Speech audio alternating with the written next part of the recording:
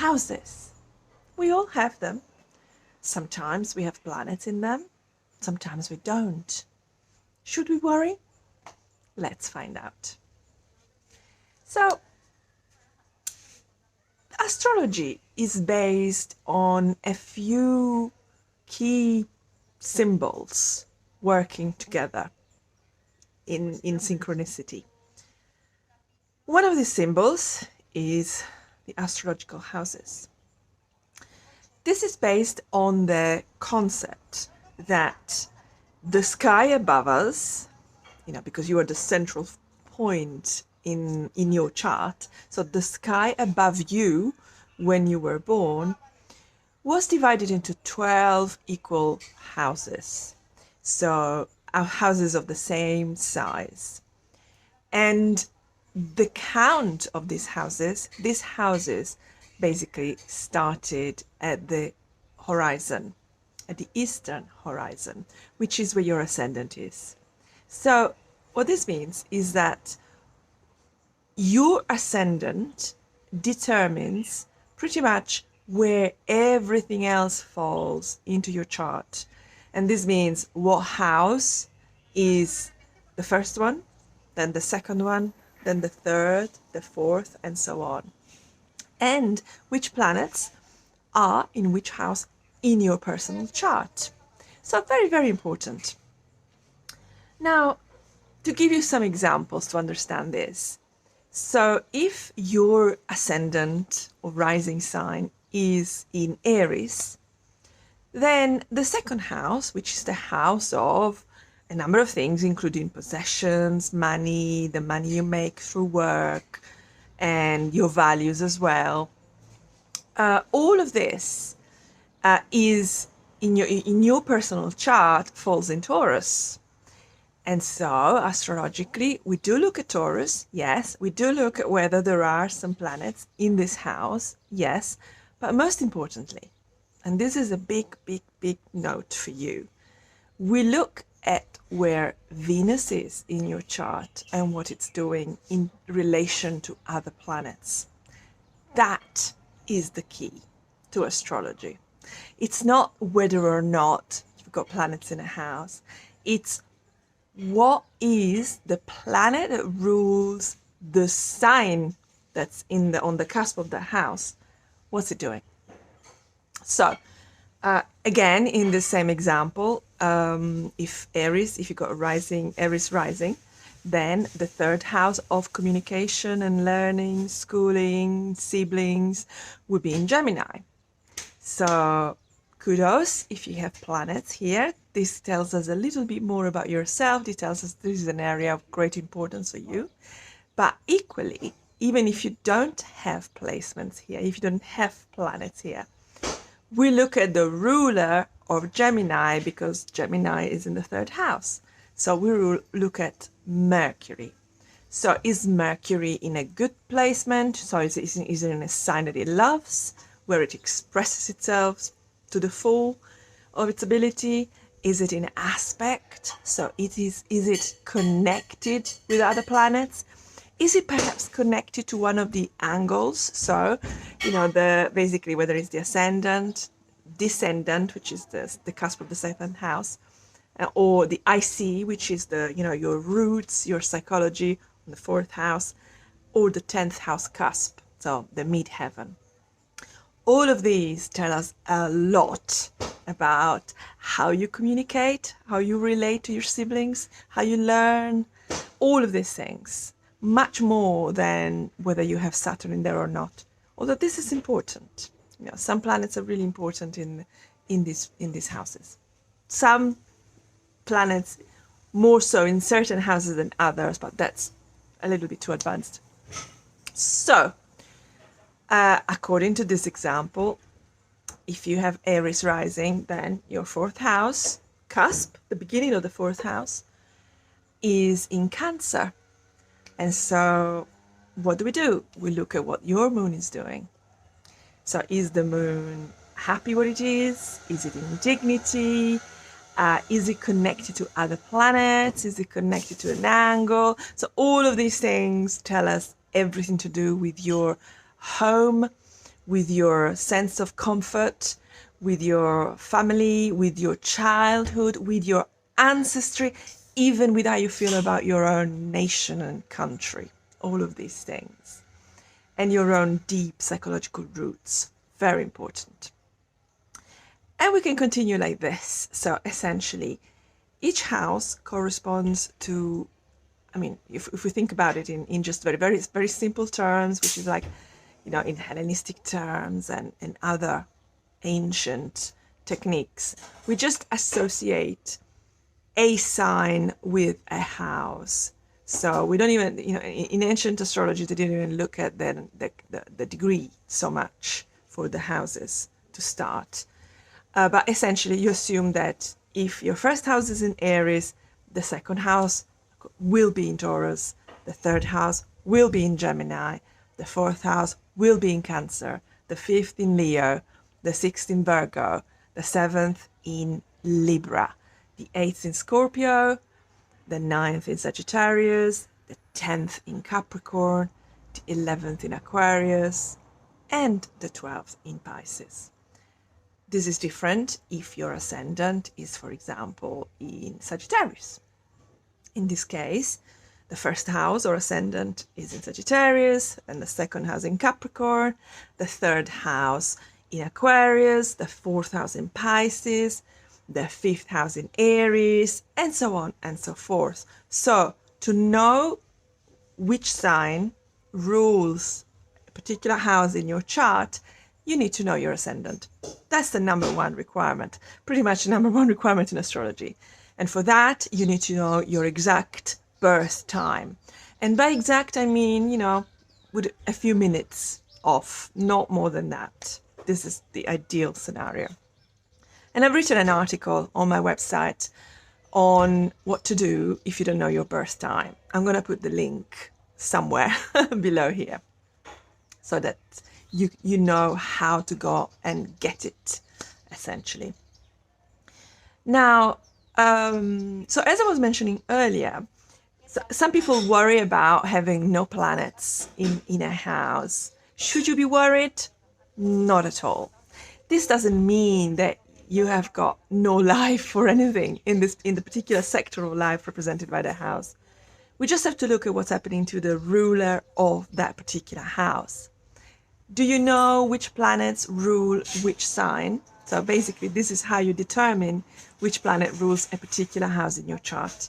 So you look at what sign is on the cusp of the house, so at the beginning of the house, and then you look at what planet rules that particular sign, and bingo, you've got the ruler for your house. So if your fourth house, the house of home, family, comfort, psychological roots, is, let's just say, in Cancer, the ruler of that is the moon. So this means that the ruler of your fourth house and the planet that tells us a story about you and your home, your family, your childhood is the moon.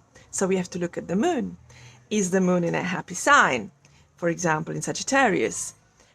Is the moon connected to Venus or square Saturn?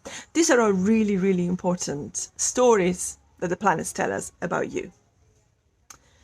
Now, so that is, in brief, how you calculate which house is where, so which sign rules which house in your chart, and also which planets to look at to learn about your own personal story related to the meaning of the house. But what do the houses mean? Again, I've got quite a lot of information on my website, so go and have a look for house or houses in astrology, and you will get a lot there. But essentially, the first house is the house that defines our looks. So again, you look at the planet that rules it, but fundamentally, we know how do we look, what do we look like, how do we behave, when we face the world, when it's our external mask, it's our external persona. So this is how we face the world, how sometimes we welcome the world, how we deal with the world. When people meet us, the first thing they see, most likely, is our ascendant. And by that, I mean the planet that rules the ascendant. Very important. So for me, it's Libra, and it's my Venus, which is the ruler of Libra, is in Virgo. So, I have a lot of Virgo energy about me, and a lot of Virgo problems as well, real or perceived. Now, if we look at the second house, we said that this was the house of possessions, of money, of income, and also of what we value in life, the physical things, the material things we value in life. If we look at the third house, we said it's communication, it's learning, it's schooling, it's siblings, it's also short journeys, it's also the commute to work or to school, and it's also, it can be neighbors, for example. It could be a writing style, and all of these things related to communication and short journeys. The fourth house we talked about, so deep roots, deep psychology, ancient roots, as in our ancestors, our country, our nation, our home, literally our physical home, our physical, where we live, living arrangement, and our mother. Some say the father too, debatable, this is a debate in astrology, and so on and so forth. So if we look at the fifth house, this is the house where we shine. This is the house where we are creative. This is the house where we express ourselves. And it could be through hobbies, interests. It could just be having fun, playing. It could be children, which is a form of creativity. It could be whining and dining, so how we take care of ourselves. It is also about romantic relationships. So this doesn't talk necessarily about like long-term relationships. It's just, it's romance. And then if we look at the sixth house, this is the house of a number of things. Fundamentally, this is the house that rules our day-to-day, daily rhythm, the little things in life that make up our lives, literally. So this is work, this is your daily rituals, what time you get up and what do you do, what are the steps you take throughout the day, do you take care of your body, do you take care of your nutrition, what's your skin regimen, all of these things are captured in this house. They're also the house of work, in the sense of literally your day-to-day. It's the house of colleagues, people either at the same level as you or people that you manage or that report into you. It could be the house, or, if you have, I don't know, for example, let's just say, I'm in a garden. If you have a gardener, it would be ruled here, or a cleaner as well, or it could be somebody that you work with, in the office. It's also about the mind-body connection. So it is about health, but it's more to do with how kind of we perceive our health to be, how we perceive our health challenges to be, and how we deal with stress, for example. All of these things are part of this house. The seventh house is, as many know, the house of relationships. And so this could be love relationships, but also business relationships. This is very busy. Libra is very business-like. Remember that. So business relationships, and this could be partnerships of any kind. This could be contracts. I often find that when something is going on in this house, there's something to do with a contract, an agreement, something legal, essentially, some legal arrangement that needs to be captured or revisited, and so on. Now, the eighth house is an interesting house because it's a deep house. It is the house of deep introspection. It is the house of power and control. It is the house in which we crave a true bonding, true emotional connection with another. So people say, some people say that this is the real house of marriage because this is where you share everything with the other person at a very intimate and deep level. And sometimes with elements of power and control. So who's got power in the relationship, who's got, more control in the relationship, and so on. And this is very much related to financial things. It is typically named your partner's finances. So, but this could be anything that is basically finances that affect your life that are out of your control directly, or they are not fully in your control. So this could be, I don't know, a mortgage. This could be a loan. This could be taxes. Bank statements. The bank. What does the bank do with your money? All of these things come under this house. And usually when there's a transit here, because it's such a deep house, and there's an element of introspection. Sometimes it also comes with an element of anxiety and worry. So these are also part of this house. And then in modern astrology, we talk about transformation. It's a house of transformation. But to me, the transformation comes when you move into the 9th house. So in the 8th house, you do the work, and the results come when you step into the 9th house. The 9th house, on the other hand, is completely different from the 8th house. It's very much forward-looking. It's about looking towards the horizon, and this could be a physical horizon, it could be mental, it could be intellectual, it could be psychological, anything. So it's where we look out beyond ourselves and we seek meaning and purpose and big answers to big questions. It's also where we travel a lot. It's where we learn the most advanced things in our lives. So it's a higher learning. It's about religion and our relationship to it. And it's about wisdom. This is where where is your wisdom? It's in this house. Or, depending on the ruler, what is the ruler of this house and what is it doing? Now, the next house is the 10th house. It's a very important house. It's the most visible place in your chart, in your horoscope. This is how people see you in the public domain. So this could be your, for example, it is related to your social media persona. It is also your career, your vocation in the world. What is your mission? What is your vocation in the world? What are you respected for and admired for? This is your place of visibility, essentially. And it's most often than not literally your career place. Then the 11th house, on the other hand, is the house of friendships, is the house of, I see it, yes, it is about friendships, but it's more like people that you share something, like the same vision with, because this is the house of vision as well. I very much see it as, the house where you make your plans for the future. And so what does the future look like?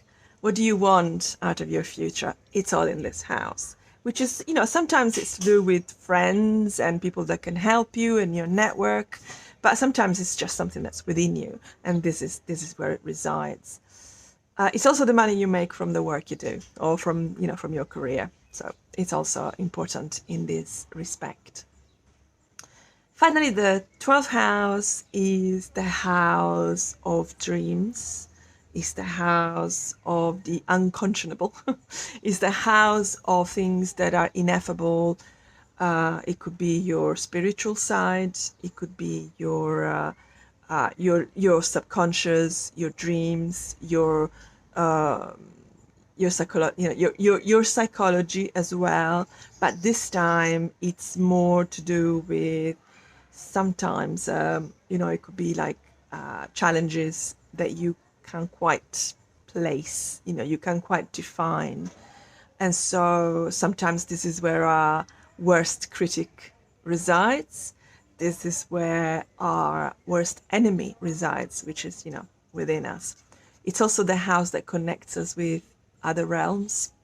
And so you often find that people with planets in this house have got some extra abilities, and just a general connection with the universe, or it could be the human psyche, essentially.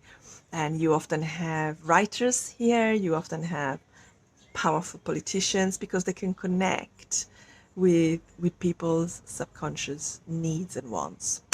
So this is houses. Go and check out my website, sparklastrology.com. And I can't remember, I think it's just houses in astrology or something like that, but I'll put the link below. And remember, so to find out which house is ruled by which sign and which planet, you need to know your ascendant, the rising sign, and then work it out from there. Hope this helps. Do let me know. And does this surprise you? What's your most tenanted house? What's the house with the most planets in it? And what are they? What planets are they? And do you think that the description fits, that this is an important house in your life?